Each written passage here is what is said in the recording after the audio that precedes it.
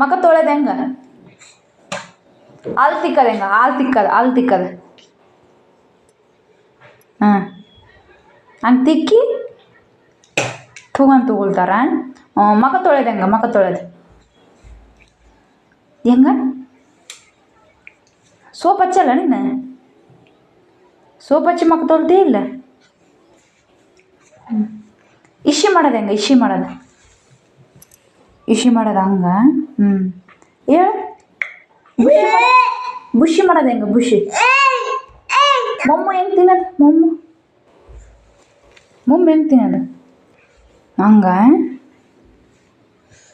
dance ಹೆಂಗೆ ಮಾಡೋದು ಪಪ್ಪಿ ಹೆಂಗೆ ಕೊಡೋದು ಪಪ್ಪಿ ಹೆಂಗೆ ಕೊಡೋದು ಹೆಂಗ